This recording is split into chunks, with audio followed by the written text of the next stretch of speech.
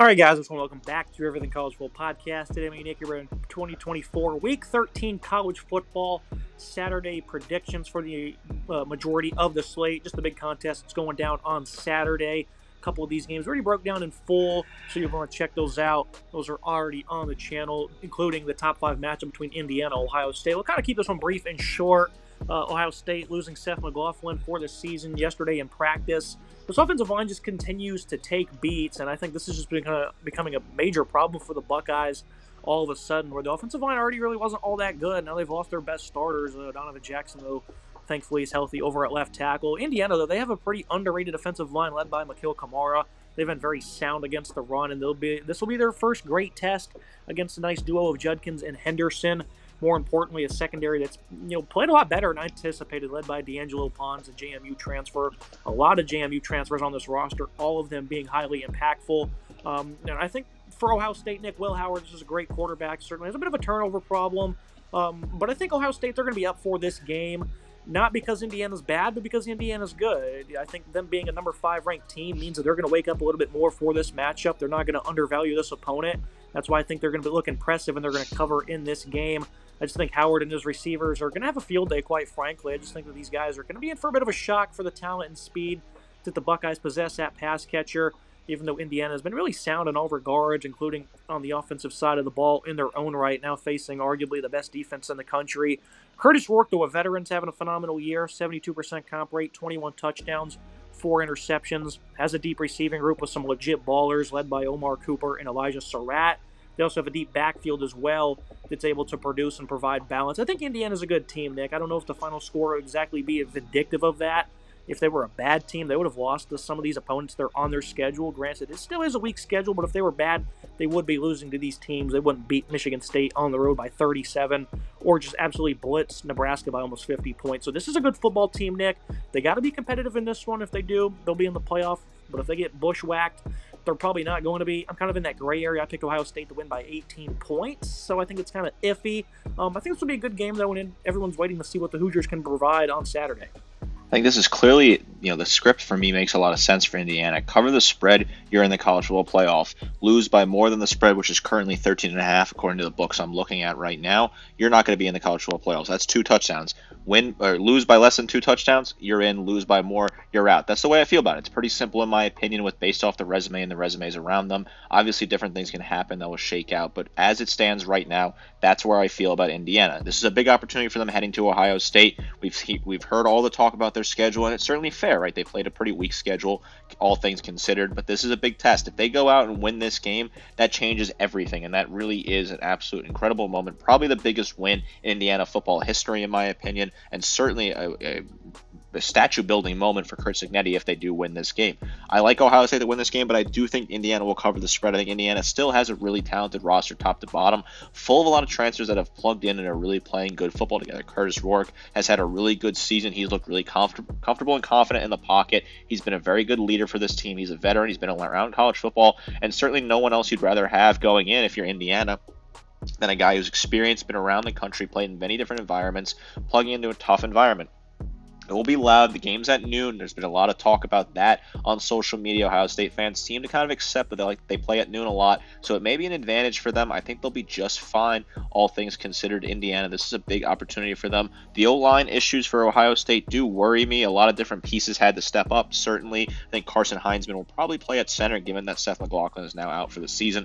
A big loss for them, or maybe they'll move Luke Montgomery to left guard and Heinzman to center. I'm not exactly sure who's going to get to go at center at this moment in time. I like what Will Howard's been able to do. I like what the wide receivers have been able to do. I think Judkins and Travion Henderson have been a really good 1-2 punch. The defense has been strong for Ohio State. The offense for Indiana has been a lot of fun to watch. This team's put up a lot of points. They've been really consistent overall. This is a big key matchup. I'll take the Hoosiers to cover just because of the magic that's been going on with them, and I like a lot of their roster. I wouldn't be shocked if Ohio State goes out and dominates in this game, but the moment's big. Curt Cignetti's a great coach, though. He knows how to coach in the big moments. I like his team to contend, be involved, and lose in the end by about 10 points and still be in consideration for the college football playoff. I think Cignetti has like a nice, calm impressive arrogance to them where, okay, you're Ohio State. Well, I don't care. We're going to go out there. We're going to throw our best punches. We're going to make it a game. I wouldn't be shocked if Indiana does that one bit. What a great coach they have and a roster that really is talented. Can they compete in the CFP if they got there? Well, I don't know. I guess we're going to find out on Saturday. I think most are convinced Ohio State will win, but by how much will be the answer. Looking at a game in Gainesville, Florida hosting Ole Miss on ABC. Upstart Gator squad that has been really good since the month of September, where things looked incredibly gloomy. A lot of people wanted to axe Billy Napier right on the spot. And, I've been defensive of this guy for the last couple of years, and it's starting to finally pay off.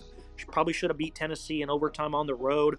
Blew out Kentucky, a rival, when they were like 1-point underdogs at home. Played Georgia incredibly close. I mean, they had a third-string quarterback, and the game was tied with like 8 minutes to go. The Texas game was kind of expected. A lot of injuries going into that when DJ Lagway returns, and they beat LSU, a free-falling Tiger team that is, but it's still an impressive win, finally being able to beat your rival. This team has got a lot of momentum right now, Nick, including the recruiting trail where the last week or two they've just been on fire. With Lagway being healthy, this team is incredibly difficult to beat, and I think more importantly, because of the speed that's really stepping up. Him and Elijah Badger have a nice connection. Shamiri Dyke's been great. Eugene Wilson, unfortunately, out for the year. Only played in 4 games, though, so it kind of looks like a guaranteed red shirt there. Moving forward, this Florida team will continue to be dangerous. I think because of this defense, though, Nick, they've been very impressive in every game they've really played. The Texas game wasn't pretty. Georgia, they gave up a lot of yards, but they were pretty good against the run, forced a lot of turnovers there. Kept them in that game for the most part. Tennessee really had no answer for them. And then against LSU, almost 400 yards they gave up, but that was on 92 plays. I mean, they were pretty impressive for being on the field that much. This is a team that has heat up front, led by Tyreek Sapp.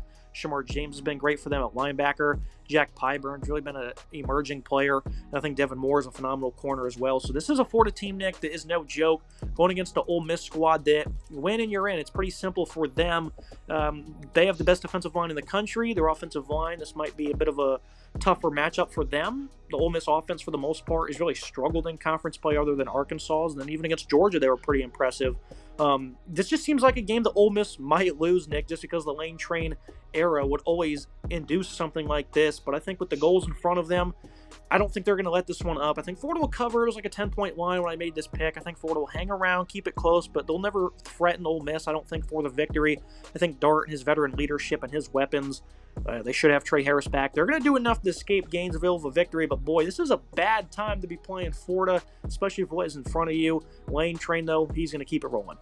I said the script was pretty simple for Indiana. The script's even more simple for Ole Miss. Win, and you're in. That's where they're at right now. Some people say they're the best 2-loss team in the SEC. I think that's a very fair assessment. This is a team that's playing with a new fire sparked under them since that loss at LSU in overtime. They played phenomenal football as of late, including a big thumping win over UGA on November 9th. That was a very key win and put them in this great position. I really like what this team can do. Jackson Dart is having a really good season, 3,400 yards passing, 22 touchdowns to 4 picks. Henry Perry has a great running back for this team, 678 and 10 touchdowns. Trey Harris has been battling injuries, but he's still been a really great receiver for this team. By and large, their best receiver with almost 1,000 yards receiving and 6 touchdowns on 60 grabs. Really good numbers from him. This defensive line is dominant. They're very physical. They're strong. They get after the quarterback. They make things difficult for you. As for Florida, I thought keeping Billy Napier was the right decision all along. I figured they really need to give him more time because he is starting to build things on the recruiting trail. And really, when you look at their schedule this year, it was the toughest schedule, in a very long time that I've seen the SEC. Definitely the toughest schedule this year for any team in the nation. They had to play so many teams, top to bottom, that were really talented. They got the win over LSU last week. I thought they'd win that game, picked them to win that game. They played really strong in that one, put up a good fight. LSU looked very defeated. This Florida team is no joke. Playing in the swamp is very tough. I think Ole Miss fans are certainly thankful the game's at noon and not later in the evening because that place is very difficult to play. A tough environment. And I think that environment will certainly help Florida. And I like Florida to cover. I think Florida has enough talent with DJ Lagway when he's fully healthy. As he's continuing to get healthier at quarterback, he's really good. Jaden Baugh is a really solid running back for this team as well, who's having a solid season, 476 and 7 touchdowns. I like the wide receiving room for Florida. I like the defense for Florida. They're playing better football as of late. The secondaries looked good the past couple of weeks. I think, like I said, I think Florida will cover this game. I think Ole Miss will win, but this certainly feels like a game that Ole Miss could lose. This feels like a moment too big for Lane Kiffin in a tough environment. I could certainly see them losing this game. I think it's definitely in the cards. I'm going to take Ole Miss to win, take Florida to cover. Wouldn't be shocked if the Rebels lose this one, but that would be an absolute death blow to their season. It was announced today that it appears Henry Parrish will be out for the rest of the year, so a bit of a blow there to that offensive supporting cast. Moving to SMU and Virginia, a bit of an interesting line here for a Virginia team. It's really not been competitive as of late. It was a 9.5-point line last time I looked. We'll see the updated total is still the same. SMU, though, this is a team, they're going to be in the ACC title game with an opportunity to win the conference, so maybe that's kind of in this line where maybe they might take a bit of a week off. I don't think that's going to happen, though. Rhett Lashley even said today, if we can't win games, we shouldn't be in the playoffs. So Kevin Jennings in this offense, they really came alive. Rashard Smith has been an elite performer at running back, a dual threat player at that. A handful of their guys in the receiving core are injured, but Jordan Hudson's really stepped up. Keyshawn Smith, Roderick Daniels, they got plenty of veterans there that are making plays. Of course, they have a defense that's also been pretty good for the most part. I felt like last week Boston College would make it a game, and they did. They covered the spread with ease. Had 400-plus yards of offense. The Duke game wasn't great for SMU. The Louisville game, that was a back-and-forth affair. So this defense is good. They've certainly underperformed a little bit at times against the pass, but nothing really that's probably going to get them exposed here against Virginia, who they just really haven't had much of a pulse. Anthony Colandrea, 12 touchdowns, 11 picks. They've really been unable, as of late, to get Malachi Fields involved. I know he had 81 yards against Notre Dame, but he really needed to stack the stat sheet for that one to be closer. Hasn't had a 100-yard game in weeks. Malachi Fields, though, tremendous player. This is just a team, I think, in Virginia. They're feisty, typically in the past. And you even seen them go on the road and upset Pittsburgh a couple weeks ago. The score was much closer and probably should have been against Notre Dame. This is a team that's 100th in defense, Nick. It's really hard for them to compete. Their guys play a lot of different reps, though, or a lot of reps for the starters, that is. So this is a defense that's not exactly fresh going into this game. You're going to have to be chasing guys all over the field in SMU. Jonas Sanker, Chico Bennett, Cam Robinson. I think they have some very good players on defense that can maybe make this a game at home. But at noon, is anybody even going to be there? Probably not. 9.5-point line. I'll take SMU to cover. I understand the intrigue it might be behind Virginia, though. I'm just not going to fall for it because they're 1-4 over the last 5. Their only win was over a Pittsburgh team. It's also kind of free falling. So I'll take UVA to kind of keep it close, I guess, for a half. But I don't think they're going to cover it all. I think the books really seem to think that SMU is going to have a game where they overlook and they look forward to their next opponent to the playoffs, things like that, where they're really going to overlook this Virginia team. I just don't see any of these SMU teams a lot better on paper. They're having a really good season. They've turned things around since that loss against BYU, which has turned out to be a pretty decent loss, all things considered. I like SMU to win this game and cover the spread. They've looked good the past couple of weeks. Yes, shaky at times against Duke, but in general, they're still a team that's really dominant, and they're playing a UVA team that lost by a lot against Notre Dame this past weekend, lost by a ton to UNC and Clemson prior to that. Yes, this team beat Pitt on the road, UVA, that is, in a game that was kind of forgotten, but outside of that, this UVA team has been shaky.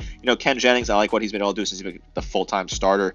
2,200 yards passing, 15 touchdowns, 6 interceptions. Having a really good season. He's really confident, a solid leader. Rashard Smith's a really good running back, 1,000 yards for him on 150 carries and 12 touchdowns. Good numbers from him. He's a back that's going to want to take over and dominate on the ground in this game. I don't expect Virginia to have a really strong fan presence at home in this game at noon. I don't think it's going to be great attendance. I like what SMU's offense has been able to do. I think, sticking with Jennings and Rhett Lashley, abandoning that 2-quarterback system, that weird system they were running early in the year, has worked out. They're 40th in the nation in passing with 254.4 yards per game, and 39.9 points per game is good enough for 8th in the nation. They score a lot of points. They're a very effective offense, a very efficient offense as well. I like them to score a lot of points in this one, get the job done, and continue to build towards getting in the playoffs, winning the conference, getting that bye to the quarterfinals, that is. I like SMU to cover the spread here.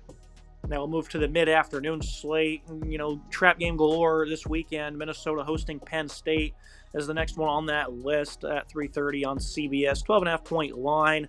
For Minnesota, I think it's going to be pretty hard for them to win this game because when they can't run the ball with Darius Taylor, they just struggle. They had a 4-game winning streak, went on the road to Rutgers, ran for 35 yards. Couldn't really throw it all that well. Had less than 300 total in that game. Had 41 rushing against UCLA. Had only 234 total. Same thing against Michigan. Had under 300 yards.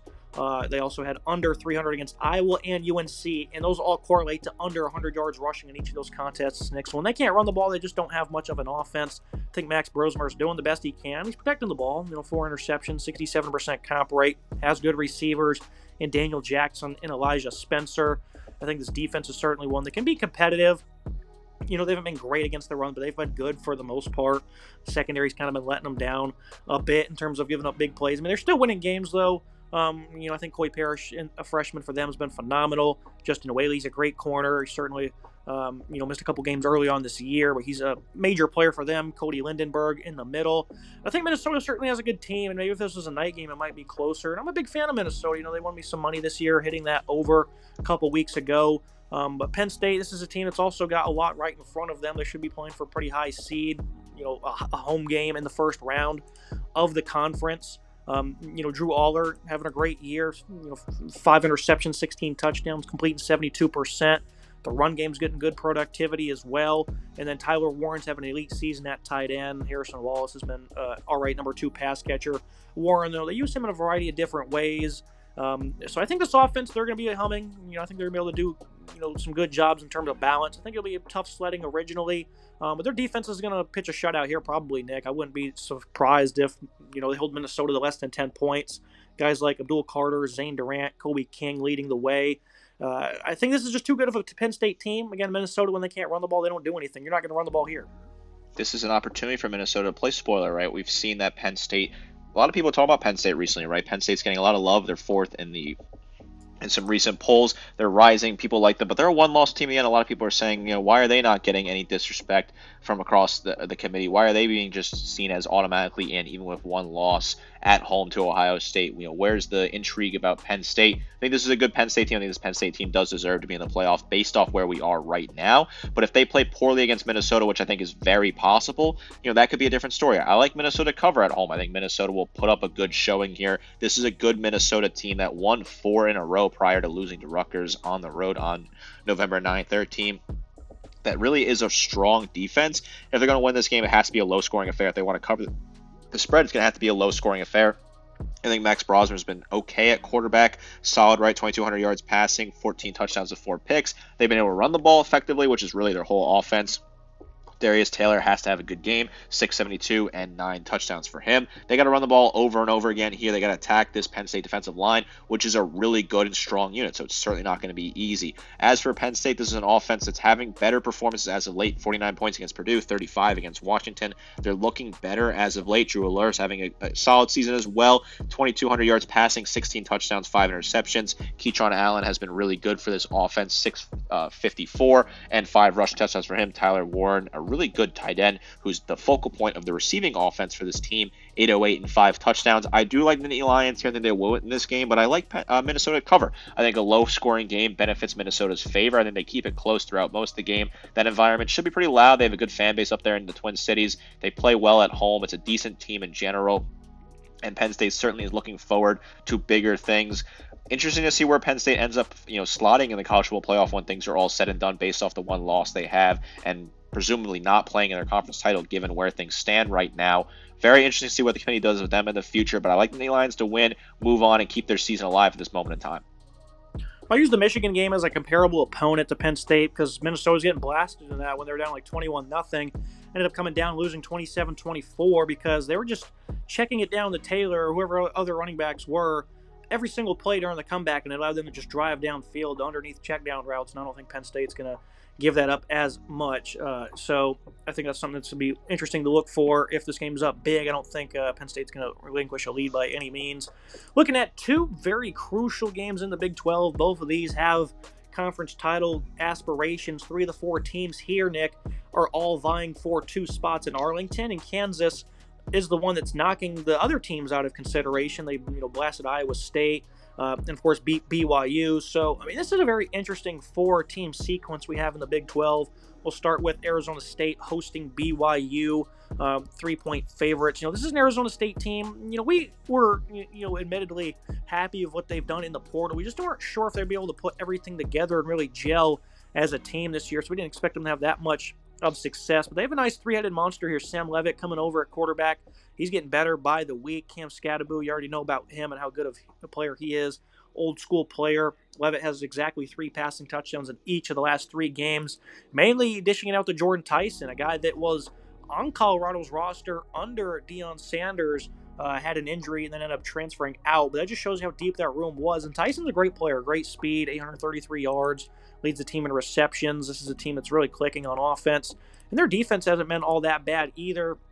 Really, they've been playing ahead in all of these games. and they really haven't been giving up much. This defense has really allowed them to pull out front and get to work. Shamari Simmons, Clayton Smith, Caleb McCullough, some of the standouts there. Miles Rouser's a great player in the secondary. He's the leader in tackles. Against the BYU team, that they've had a lot of magic this year, and their record probably should be a lot worse than it is. And they finally, fell victim to the Jayhawks' own magic at home, and they only had 354 yards. Receivers had opportunities to make plays, but they didn't always. Chase Roberts and Darius Lassiter, Jake Retzloff. I just don't think he's all that great of a quarterback, and you're starting to see that kind of pan out. Really didn't step up last week and make plays, even though he did lead a game-winning drive against Oklahoma State and Utah. This guy steps up in big moments. Will he be able to do it again, Nick? Because this is a team in BYU. I think they play good defense. Guys like Isaiah Glasker, Harrison Taggart, Tyler Beatty, and they have some standouts of their own. But it seems like the momentum's dying out, mainly because they're not forcing as many turnovers as they did early on in the year. And I think things are kind of coming full circle, and it feels like an Arizona State blowout is on tap. This is a game that's extremely intriguing in college football right now. I am going to take BYU to win this game outright. I'm going to buy into the magic, but I don't feel great about it. This BYU team, they rely on turnovers, right? That's the big key for them. Force turnovers, capitalize on those turnovers. They're really good at that. If you turn the ball over against BYU, you are going to pay for it. They're going to punish you over and over again. They're going to capitalize on a good field position, and they're going to make you pay. That's the key to success here. Retzlaff, he's been having a good season, but some of those mistakes from him have been showing up as of late. You've seen mistakes from him in the Kansas game. 2,200 yards passing, 19 touchdowns, 8 picks.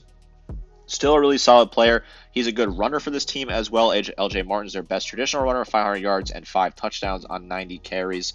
This team, they lost at home to Kansas. That was a very back-breaking loss. They're still in a good position to potentially be in the conference title game and win the conference, but they got to win here. They got to show up strong on the road. Should be a decent showing from the Arizona State fans potentially. We'll see what that fan turnout looks like down there in Tempe. As for Arizona State, they're a team that we thought they were putting together something nice this offseason in the portal. Looked like they were making some good moves, but you really wondered how quickly that could develop.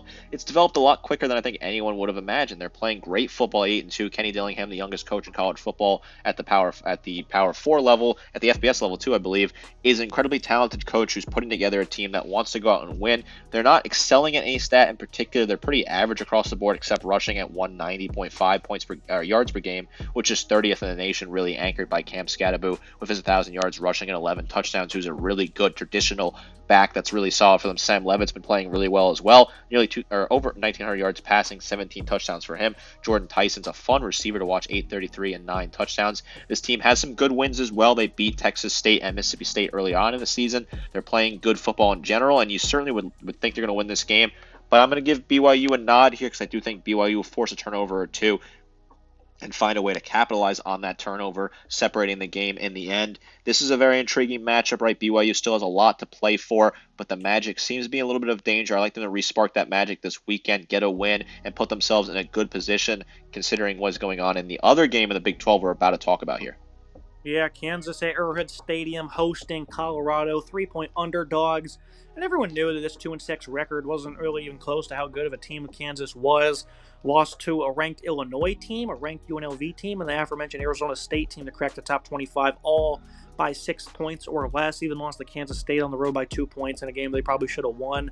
And they've ripped off 2 straight victories over ranked opponents. I mean, this is a Kansas team that might have the strongest resume in America, Nick, as some of these totals played out in the favor of them. Very tough schedule, and they have not folded once. They haven't been blown out in a single game. They've all been close. Colorado, on the other hand, they've been, kind of knocking them down. Teams that would be tough opponents for them, home or away, it really doesn't matter. You look at Shedeur Sanders having a phenomenal year, over 300 yards per game. This is a passing attack that's so much stress, and it's just so hard to defend. Travis Hunter at the forefront of the Heisman conversation. LeJonte Wester at a punt return TD last week. Will Shepard had 2 receiving touchdowns. That's a nasty trio right there. Jimmy Horn, they're hoping to have his speed back this weekend. And we broke this one down in full, so we'll kind of keep it short and sweet. But I think for Kansas, this is a defense that still isn't exactly phenomenal, and I know they've really stepped up and played hard. Iowa State put up numbers playing from behind the whole game. Kansas State really had their way with them. Arizona State had 300-plus rushing.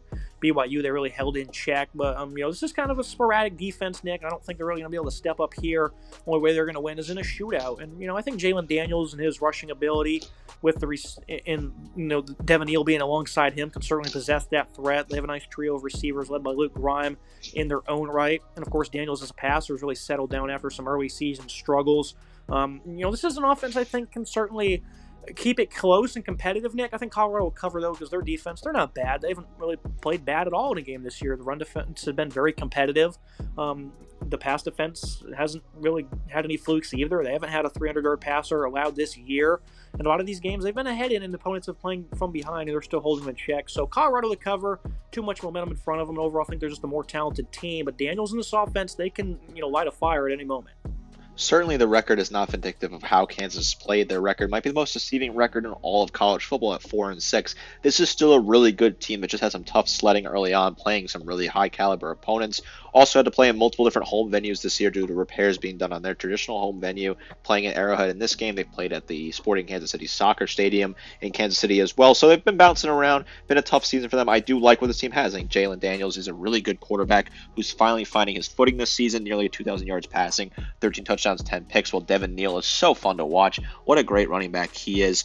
926 yards rushing, 12 touchdowns, good numbers there. While their tight end has been really solid for them as well. Luke Grime, with 582 and 6 touchdowns. I like Colorado winning, cover the spread here. Colorado in the best show to watch in college football right now. Shedeur Sanders is having a great season, 3,200 yards passing, 27 touchdowns to 7 interceptions. Their running game is still not great, which is certainly part of the problem. Is that I have concerns about them being able to run the ball.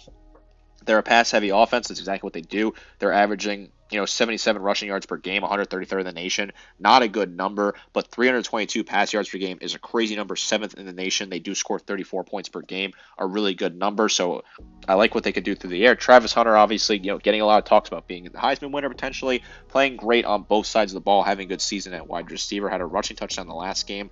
Nearly 1,000 yards receiving and 9 touchdowns. He will get above 1,000 yards receiving this year. Will get above 10 touchdowns. A pretty impressive number considering he plays every snap on both sides of the ball. Really hard to find someone even remotely close to that in recent college football history memories. When I look at that, I like this Colorado team to keep the momentum and keep winning. It's a great story, right? Deion is building a team out of the portal, bringing in different guys. He addressed his needs, though, and it seems to be working out. He needed pieces on the offensive line. They went out and did that. It's working out well. They needed pieces on the defensive line. They went out and did that. It's working out well. The secondary has a lot of good pieces that are playing good football as well. I like Colorado to win this game. I think they will win by 2 scores, probably pull away late and continue to fire towards potential Big 12 conference title game and the college football playoffs, which would be a national story to get them in there. I like Colorado to keep their head on their shoulders, knock off a good Kansas team, keep things going, and move towards a potential playoff berth.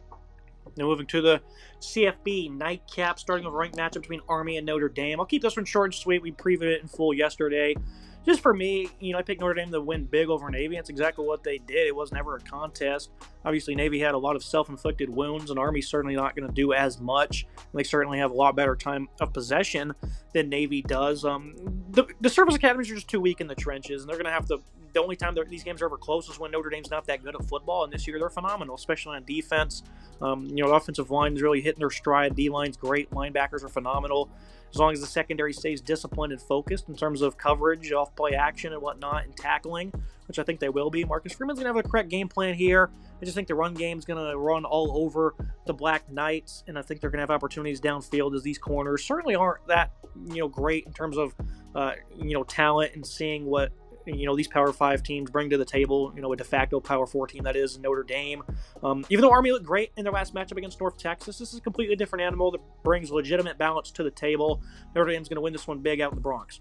This is an interesting matchup going down at Yankee Stadium. The field is a bit weird. The dimensions are a bit odd at Yankee Stadium compared to other baseball stadiums that host college football games, most notably previously Petco Park for the Holiday Bowl, and then we've seen Wrigley host some games in the past couple of years, as well as Fenway. The field design's a bit different at Yankee Stadium. Not sure how much that factors into it. Notre Dame will have a big, strong fan presence here. They got a great fan base in the New York metropolitan area. We saw that when they played Navy across the river at the Meadowlands recently, and they blew out Navy in that game. They really capitalized on the multiple turnovers that Navy produced, winning 51-14. I thought Navy would keep that game close. I didn't expect them to turn the ball over a ton.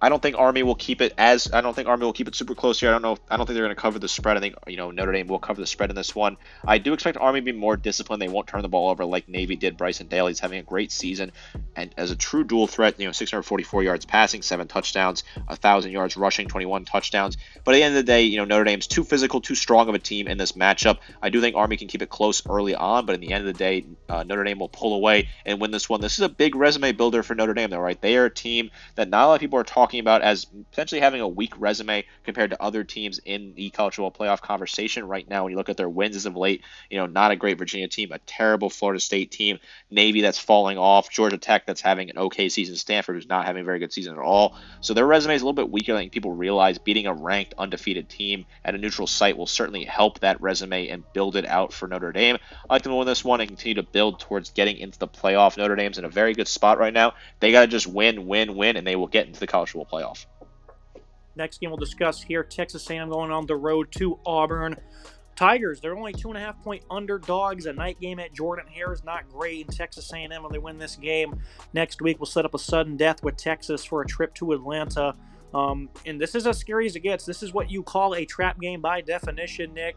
And, I think Auburn's certainly one of those teams that's probably played better than the record indicates. Only 4 wins for them. Defense has been phenomenal, but the offense has been abysmal. Peyton Thorne's really settled down after a horrendous start to the year. Had 4 picks against Cal in a 7-point loss. Should have beat Oklahoma. He had a hilarious interception there that costed him the game. The offense, though, has just not been that good. You've seen it against Missouri. You've seen it against Vandy. Against Kentucky, it still wasn't all that great in a clash of 2 pretty bad offenses. That's not going to change here against Texas A&M. I know they had some difficulties against South Carolina in their run game, but for the most part, they played pretty well in that contest, and that was kind of an outlier for what is a phenomenal D-line led by Nick Scorton and Shamar Turner. Theron York in the middle is great. Auburn doesn't really possess much of a QB run. I know Peyton Thorne in the past has shown ability to be explosive, and I think you're probably going to see him have maybe 20 carries in this game, and if he does, I think they'll probably win the game. Jarquez Hunter's been great this year, over 100 yards per contest. This is just not an offense that's been good, really, at all. Nick, only 7 points against Vandy. Missouri was incredibly hobbled as it gets. I mean, Brady Cook was in the emergency room for the first half, and the second half he came back and beat you. I mean, the ways they've lost this year, Nick, are the most hilarious possible. Texas A&M having so much on the line. I don't know how that's going to change. I think Marcel Reed's going to come out and have a pretty strong game as long as he doesn't turn the ball over. The loss of Le'Veon Moss is certainly not great for this backfield, but they're pretty deep at those positions, and I think they have enough receivers that can make plays. How do you think this game's going to go? Because the loss against South Carolina wasn't pretty for the Aggies. But Auburn's not really bringing that much heat to the table, even though their defense has been very sound for most part this year. Jaden McLeod and Kendrick Folk might be able to take over up front for Auburn, but I think the Aggies will avoid the upset and they'll cover this 2.5-point line. Well, everything you just said about Auburn, about their offense, about their resume, all of that makes you think that A&M should win this game by 21 points. But Jordan-Hare at night, Auburn.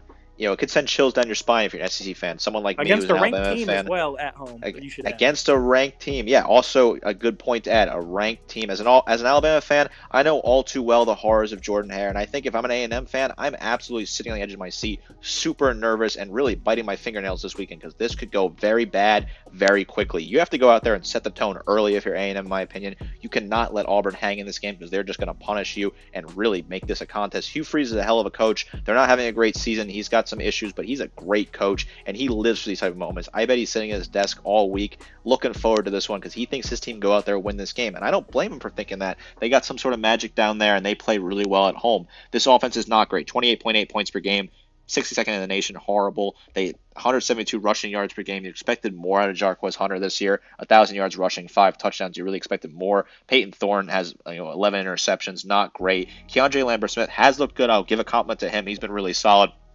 761 and 8 touchdowns. I said all along that Auburn had to go out and quarterback. They could not roll Thorne out if they wanted to be a serious team this year.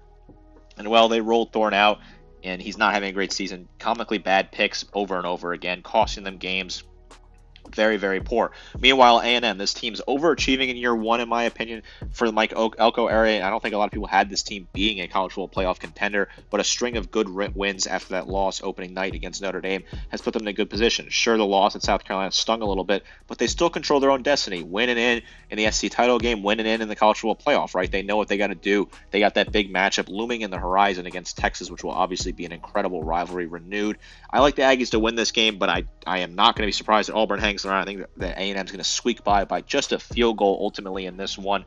Marcel Reed's a great quarterback. Le'Veon Moss was having a great season for this team. There's some other talented pieces on this offense. It's just so tough to play at Jordan-Hare at night in a game that has so much on the line. Auburn fans are going to show up and be loud and proud. They live for these moments. Auburn as a university lives through these moments. It's going to be a contested game. It's certainly the game to watch at 7:30 on Saturday night. It's a game you have to keep an eye on because this game is going to be absolutely crazy. No doubt about it. There'll be some freaky stuff that happens. I like Auburn to keep it close, but at the end of the day, I think A&M will win by a field goal, keep their season alive. But man, if I'm an A&M fan, I'm extremely nervous this week. Yeah, everything says that we should pick Auburn in this one, but common sense also says this offense probably won't do much. Moving to another game in the SEC that could certainly have some intrigue to it. Alabama going to Norman in Oklahoma. The Sooners' defense has been pretty great this year, and they're not the reason why they're losing games. They were good against Tennessee. Even against Texas, they had a good game for the most part. They're just on the field so much, put in bad situations. Against South Carolina, they gave up only 254 yards, 278 to Missouri. These are games they've been losing. It's not because of the defense. They even played pretty good against Ole Miss as well.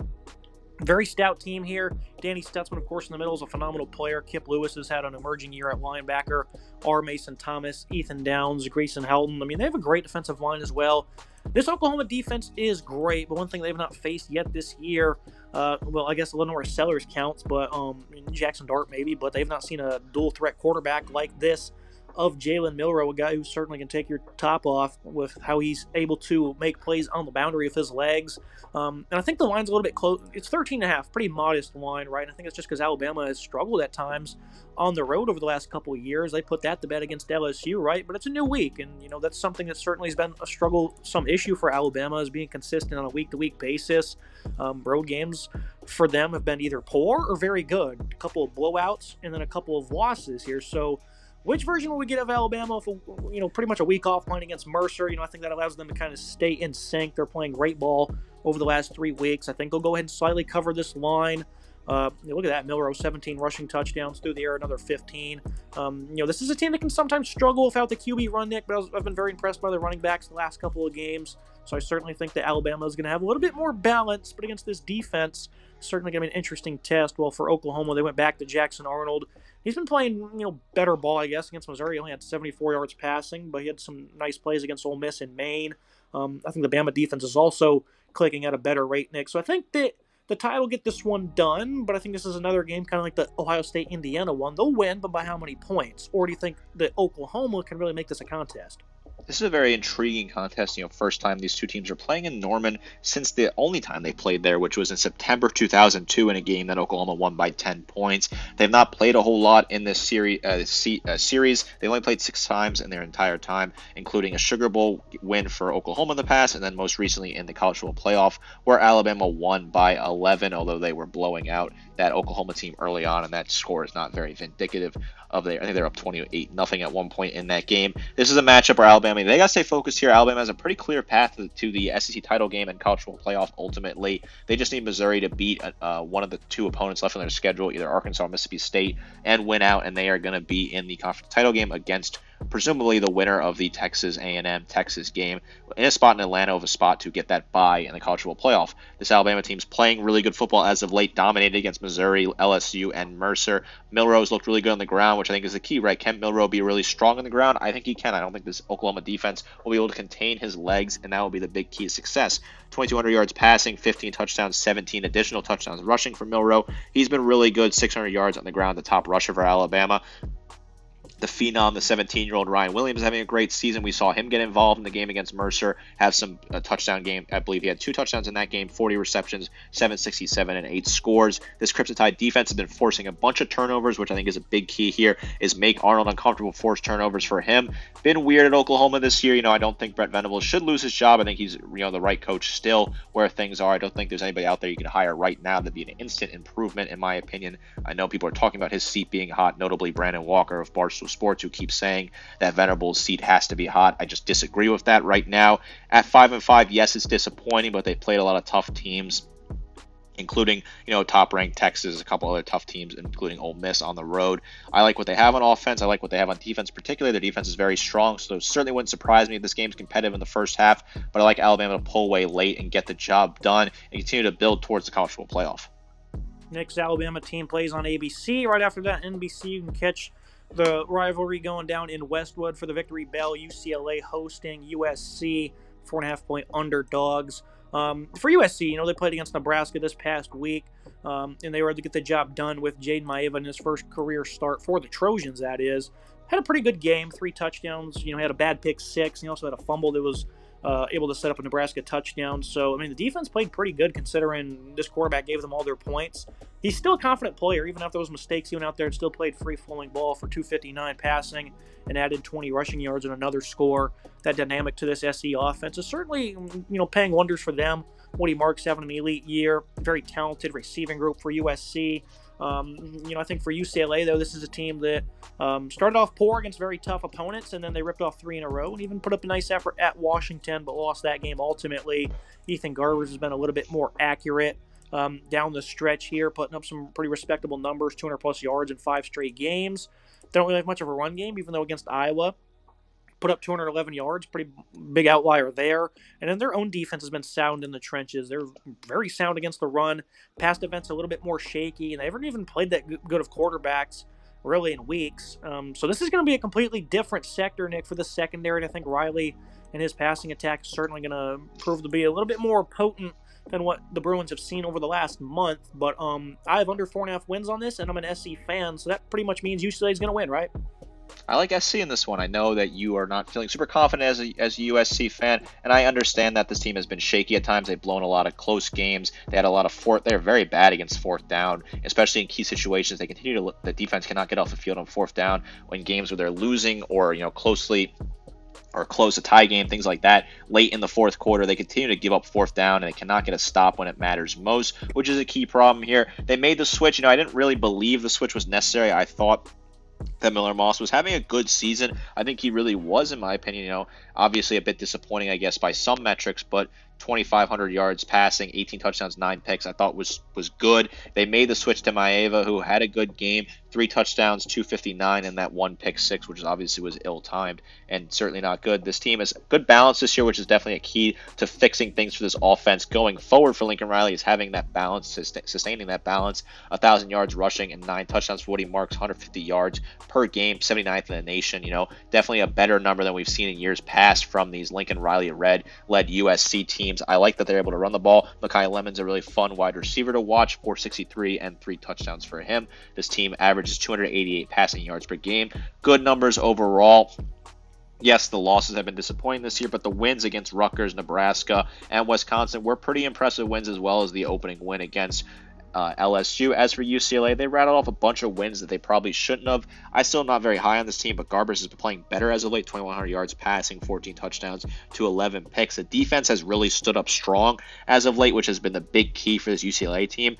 I think USC will win this game. I think they'll win a shootout and ultimately cover the spread in this one and get the job done at the Rose Bowl. This is a very interesting game late night if you have no reason to be up Sunday morning. Certainly worth watching late night on the East Coast. The battle of rivalry, the battle for LA. I think it's a fun matchup. I'll take USC though. I think they'll get the job done, move to 6-5, get the bowl eligibility for Lincoln Riley and company, and see what they can do from there. Not many big games going down this weekend, Nick. I guess the most casual fans, but there's a lot to be sorted out here. Plenty of trap games across the board for playoff contenders. The Big 12 is going to finish. They're going to round out their tickets to Arlington, I think, this weekend. And even in the SEC, there's some intrigue as well. So a lot going down this weekend.